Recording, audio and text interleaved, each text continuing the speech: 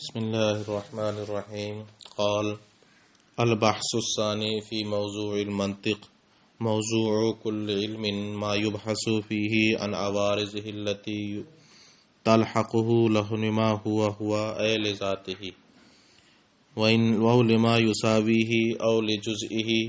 فموضوع المنطق المعلومات التصورية والتصديقية، لأن المنطقي يبحث عنها من حيث أنها توصل إلى مجهول تصوري أو تصديقي، ومن حيث أنها يتوقف عليها الموصل إلى التصور ككونها كلية وجزئية وذاتية وعرضية وجنسا وفصلا وعرضا وخاصة، ومن حيث أنها يتوقف عليها الموصل إلى التصديق إما توقفا قريبا ككونها قضية وعكس قضية ونقيض قضية، وإما توفقا بعيدا ككونها موضوعات ومحمولات. أقول: قد سمعت أن العلم لا يتميز عند العقل إلا بعد العلم بموضوعه، ولما كان موضوع المنطق أخص من مطلق الموضوع والعلم بالخاص مسبوق بالعلم بالعام، وجب أولا تعريف مطلق موضوع العلم حتى يحصل به معرفة موضوع علم المنطق. فموضوع كل علم ما يبحث في ذلك العلم عن عوارضه الذاتية كبدن الإنسان لعلم الطب، فإنه يبحث فيه عن أحواله من حيث الصحة والمرض، وكالكلمة للعلم النحو فإنه يبحث فيه عن أحوالها من حيث الإعراب والبناء.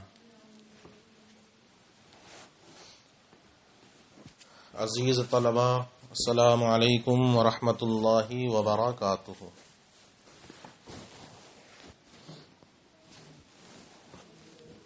آج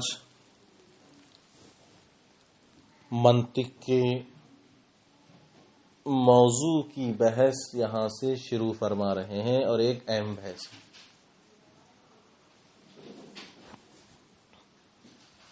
موضوع کے بارے میں شروع میں بھی بتایا گیا تھا، اس لیے یہاں بھی ماتن نے دو چیزوں کو بیان کیا. اصل میں بتانا ہے منطق کے موضوع کو، لیکن منطق کے موضوع کو بتانے سے پہلے مطلق علم کے موضوع کو بیان کریں گے. کسی بھی علم کا موضوع کیا ہوتا ہے اس کو سمجھائیں گے، پھر منطق کا موضوع سمجھائیں گے. کیوں؟ کیونکہ پہلے عام کا علم جب ہو جائے تب اس کے ضمن میں خاص کا علم بہت آسانی سے ہوتا ہے. خاص کا علم عام کے علم کے بعد ہی ہوتا ہے. اس لیے پہلے عام موضوع مطلق علم کا موضوع بیان کریں گے، اس کے بعد منطق کا موضوع بیان کریں گے. تو ماتن نے فرمایا کہ ہر علم کا موضوع وہ اشیاء ہوتی ہیں، وہ چیز ہوتی ہے جس میں اس کے عوارض ذاتیہ سے بحث کی جائے. جس کے عوارض ذاتیہ سے اس علم میں بحث کی جائے تو وہی چیز اس علم کا موضوع قرار پاتی ہے. ٹھیک ہے. اب رہا عوارض ذاتیہ، یہ کسے کہتے ہیں؟ ٹھیک ہے. تو اس کی تفصیل آگے بہت اچھے طریقے سے بیان کریں گے، لیکن تھوڑی سی یہاں بھی پڑھ لو تاکہ ذہن میں رہے. کسی بھی شے کے عوارض ذاتیہ وہ احوال ہوتے ہیں جو اس شے کو عارض ہوتے ہیں، اس شے کی ذات کی وجہ سے. اس شے کی ذات کی وجہ سے جو احوال اس شے کو عارض ہوں وہی اس کے عوارض ذاتیہ ہوتے ہیں. اور علم میں جس چیز کے عوارض ذاتیہ سے بحث کی جائے وہی چیز اس علم کا کیا بن جاتی ہے؟ موضوع بن جاتی ہے. مثلا ایک مثال دے رہا ہوں. بدن انسان، یہ انسانی بدن ہے. اب اس کو کچھ چیزیں عارض ہوتی ہیں، جیسے بیماری لگنا، صحت مند ہونا. ٹھیک ہے. یہ انسانی بدن کو عارض ہوتے ہیں، یہ اس کے احوال ذاتیہ ہیں، عوارض ذاتیہ ہیں، آتے رہتے ہیں. اور علم طب کے اندر انہی چیزوں سے بحث ہوتی ہے، صحت اور مرض کے اعتبار سے. تو انسانی بدن جو ہے علم طب کے لیے کیا بن جائے گا؟ موضوع بن جائے گا. کیا بنے گا؟ موضوع. کیوں؟ کیونکہ علم طب کے اندر جو ساری بحث ہوگی وہ کس سے ہوگی؟ انسانی بدن سے ہوگی، اس کے صحت اور مرض ہونے کے اعتبار سے. اور یہی صحت اور مرض یہی اس کے عوارض ذاتیہ ہیں. تو بدن انسانی یہی علم طب کے لیے کیا بن جائے گا؟ موضوع بن جائے گا.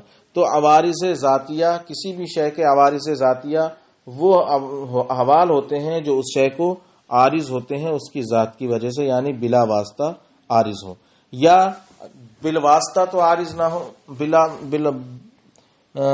بلا واسطہ تو عارض نہ ہو، شے کے جز کے واسطے سے عارض ہو، شے کے جز کے واسطے سے عارض ہو، یا کسی امر خارج کے مساوی کے واسطے سے، یا اس شے کے امر خارج کے مساوی کے واسطے سے، یعنی کسی نہ کسی طریقے سے اس کو عارض ہو، یا تو ذات کے اعتبار سے عارض ہو، یا جز کے وجہ سے عارض ہو، یا پھر اس شے کے کسی امر خارج کی وجہ سے اس کو عارض ہو. بہرحال جو عوارض اس کو لاحق ہوں گے وہی احوال اس شے کے کیا ہوں گے؟ عوارض ذاتیہ ہوں گے. اور ہر علم کا موضوع وہ چیز ہوتی ہے جس میں اس کے عوارض ذاتیہ سے بحث کی جائے، جس میں اس کے عوارض ذاتیہ سے بحث کی جائے، بس وہی چیز اس علم کا موضوع ہوتی ہے. تو بدن انسان کے عوارض ذاتیہ ہیں صحت و انسان، تو علم طب میں اسی سے بحث ہوگی، لہذا بدن انسان علم طب کا کیا بن جائے گا؟ موضوع بن جائے گا. تو ہر علم کا موضوع وہ چیز جس میں اس کے عوارض ذاتیہ سے بحث کی جائے. لہذا علم منطق کا موضوع معلومات تصوریہ اور معلومات تصدیقیہ ہوں گے، اس حیثیت سے کہ وہ مجہول تصوری یا مجہول تصدیقی تک پہنچاتے ہیں، کیونکہ علم منطق کے اندر جو ساری بحث ہوگی وہ اسی سے ہوگی، یعنی قول شارع اور حجت سے.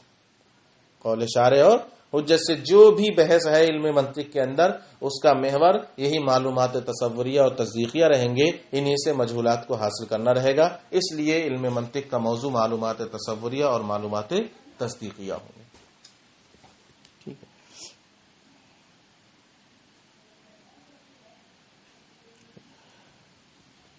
البتہ یہاں تھوڑی تفصیل کی ہے. معلومات تصوری اور معلومات تصدیقی اس حیثیت سے کہ وہ مجہول تصوری اور تصدیقی تک پہنچانے والے ہوں. کیوں؟ اس حیثیت سے، اور اس حیثیت سے کہ ان پر موصل الی التصور موقوف ہوگا. ان پر موصل الی التصور یعنی قول شارع موقوف ہوگا، انہی کے ذریعے ہم مجہول تصوری تک پہنچیں گے. تو گویا کہ جو مجہول تصوری تک پہنچانے والی چیز ہے وہ انہی چیزوں پر موقوف ہو، جیسے معلومات تصوریہ کا کلی ہونا، جزئی ہونا، ذاتی ہونا، عرضی ہونا، جنس فصل ہونا، خاصہ عرض عام ہونا. ٹھیک ہے. کیوں؟ کیونکہ جب تک ہم کسی بھی چیز کو اگر حاصل کرنا چاہیں گے، مثلا ہمیں انسان کی حقیقت معلوم کرنا ہے، انسان ایک تصور ہے، تو ہم کیا کہیں گے؟ الانسان ما ہوا، تو کیا کہیں گے؟ حیوان ناطق. کیا کہیں گے؟ حیوان ناطق. تو اب یہ جو حیوان ناطق ہے اس میں ایک جنس ہے اور دوسری کیا ہے؟ فصل ہے. ایک کیا ہے؟ ہم کہیں الفرس ما ہوا تو ہم کہیں گے حیوان ساحل. تو اب اس میں حیوان ایک جنس ہے، ایک فصل ہے. تو یہ جو موصل الی التصور ہے یعنی حیوان ناطق، اسی سے آپ انسان کی حقیقت کو حاصل کر رہے ہیں.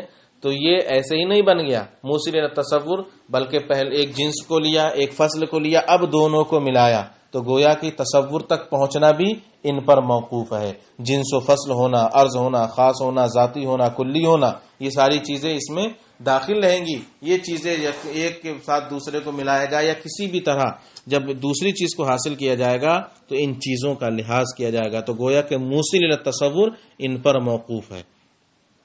یہ تو ہو گئی قول شارع. یا حجت والی مثال کہ موصل الی التصدیق یعنی دلیل موقوف ہوتا ہے، یعنی اس پر موصل الی التصدیق موقوف ہو. جیسے خواہ یہ توقف قریب ہو، جیسے معلومات تصدیقیہ کا قضیہ ہونا، عکس قضیہ ہونا، نقیض قضیہ ہونا. یعنی اب آپ مثال کے طور پر العالم متغیر و کل متغیر حادث، یہ سب قضیے ہیں، ان کے ذریعے آپ العالم و حادث کو حاصل کرنا چاہ رہے ہیں، تو یہ توقف قریب ہے۔ موصل الی تصدیق جو ہے مجہول تصدیقی تک پہنچانے والا، یہ جو موقوف ہے ان پر قضیوں پر، اور یہ توقف قریب ہے۔ اور توقف بعید میں جائیں تو اب قضیے میں دو چیزیں ہیں، کیا؟ موضوع محمول، کیا ہے؟ موضوع محمول۔ تو اب جب آپ الگ الگ کریں گے تو ایک موضوع ہے العالم متغیر، عالم موضوع اور متغیر محمول ہے، اب ان دونوں کو ملایا تب یہ قضیہ بنا۔ تو پہلے بعید میں جائیں گے، وہی ترتیب دیکھو، بعید میں جائیں گے تو موضوع محمول ہے، دونوں کو ملا کر ایک جگہ کر دیا گیا، اب قضیہ بن گیا۔ اب جب قضیہ بن گیا تو دوسرا درجہ آ گیا کہ نہیں آ گیا؟ تو ایک درجہ قریب کا ہے اور دوسرا درجہ کیا ہے؟ بعید کا ہے۔ تو توقف قریب، جبکہ ڈائریکٹ قضیہ بولیں یہ توقف قریب ہوگا، اور موضوع اور محمول بولیں تو کیا ہو جائے گا؟ توقف بعید ہو جائے گا جب الگ الگ چلے جائیں گے۔ ہاں، یا وہ اب ترجمہ کر لو۔ البحث الثانی فی موضوع المنطق، ماتن نے فرمایا کہ دوسری بحث منطق کے موضوع کے بیان میں، اور ہر علم کا موضوع وہ ہوتا ہے جس میں اس کے ان عوارض سے بحث کی جائے جو اس کو بالذات لاحق ہوتے ہیں، یا اس کے کسی مساوی کے واسطے سے یا اس کے جز کے واسطے سے۔ تو فموضوع المنطق، تو منطق کا موضوع معلومات تصوریہ اور تصدیقیہ ہیں، کیونکہ منطقی انہی سے بحث کرتا ہے، اس حیثیت سے کہ وہ مجہول تصوری یا مجہول تصدیقی طرف پہنچاتے ہیں، اور اس حیثیت سے کہ ان پر موصل الی تصور موقوف ہوتا ہے، جیسے ان کا کلی ہونا، جزئی ہونا، ذاتی ہونا، عرضی ہونا، جنس فصل ہونا، عرض ہونا، خاصہ ہونا، اور اس حیثیت سے بحث کرتا ہے کہ ان پر موصل الی تصدیق موقوف ہوتا ہے، اب وہ توقف قریبی ہو جیسے ان کا قضیہ ہونا، عکس قضیہ ہونا، نقیض قضیہ ہونا، یا پھر توقف بعید ہو جیسے ان کا موضوع اور محمول ہونا۔ تو دو حیثیتیں نکلی، ایک ہے توقف قریب اور دوسرا ہے توقف بعید۔ توقف قریب جب آپ نے قضیہ بنا لیا، اور قضیے کو بھی جب الگ الگ کر دیں گے تو وہ موضوع اور محمول ہو کر رہ جائیں گے، اور بعید ہو جائے گا توقف۔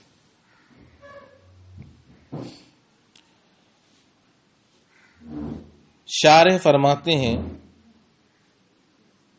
گویا کہ ایک سوال مقدر کا بھی جواب دیتے ہیں۔ اقول قد سمعت ان العلم لا يتميز عند العقل الا بعد العلم بموضوعه۔ سوال یہ ہے کہ ماتن جب منطق کے موضوع کو بیان کرنا چاہ رہے ہیں تو آخر کیا ضرورت تھی کہ منطق کے موضوع کو بیان کیا جائے؟ تو آسان سا جواب کہ یہ بات پہلے ہی بتا دی گئی تھی کہ علوم کا باہمی امتیاز ان کے موضوعات کے باہمی امتیاز سے ہوتا ہے۔ ایک علم دوسرے علم سے اپنے موضوعی کی بنیاد پر ممتاز ہوتا ہے، تو منطق کا موضوع بھی اسی لیے بیان کر دیا گیا تاکہ علم منطق عقل کے نزدیک اپنے ماسوا تمام علوم سے کیا ہو جائے؟ ممتاز ہو جائے۔ اس لیے یہاں پر منطق کے موضوع کو بیان کیا گیا۔ اس پر دوسرا اعتراض ہوا، تو جب منطق کا موضوع ہی بیان کرنا تھا تو یہاں پر مطلق علم کے موضوع کو بیان کرنے کی کیا ضرورت تھی؟ ڈائریکٹ منطق کے موضوع کو بیان کرتے۔ تو ماتن نے اس کی کیا وجہ ہے کہ پہلے مطلق موضوع کو بیان کیا؟ اس کے جواب میں کہا کہ مطلق علم کا موضوع عام اور منطق کا موضوع خاص ہوتا ہے، ٹھیک ہے، اور خاص اور مقید کا سمجھنا موقوف ہوتا ہے عام کے سمجھنے پر، یعنی جو چیز خاص ہوتی ہے وہ عام کے سمجھنے پر موقوف ہوتی ہے، پہلے عام کو سمجھا جاتا ہے پھر خاص کو سمجھا جاتا ہے۔ اس لیے یہاں پر پہلے عام مطلق علم کے یعنی مطلق علم کے موضوع کو بیان کیا اور اس کے بعد منطق کے موضوع کو بیان کر دیا گیا۔ تو گویا کہ منطق کے موضوع کی معرفت یہ موقوف ہے مطلق علم کے موضوع کی معرفت پر، اس لیے پہلے مطلق علم کے موضوع کو بیان کیا پھر منطق کے موضوع کو بیان کیا۔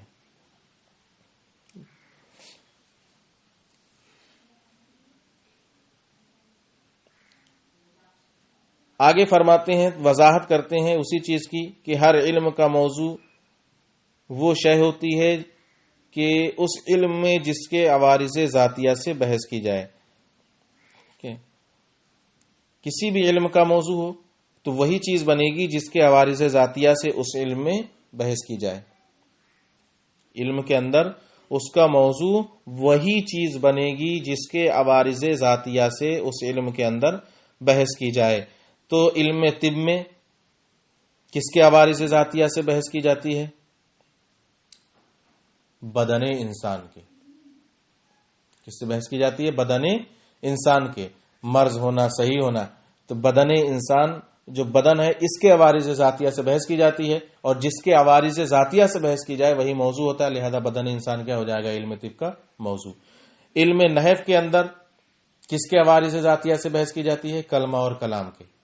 مورب ہے کہ مبنی ہے؟ ٹھیک ہے، مورب ہے یا مبنی ہے. تو کلمہ اور کلام کے عوارض ذاتیہ سے بحث کی جاتی ہے. لہذا کلمہ اور کلام علم نحو کا کیا ہو جائیں گے؟ موضوع ہو جائیں گے. ایسی ہی منطق کے اندر معلومات تصوریہ اور تصدیقیہ کے عوارض ذاتیہ سے بحث کی جاتی ہے. ٹھیک ہے، لہذا معلومات تصوریہ اور تصدیقیہ علم منطق کا موضوع ہو جائیں گے.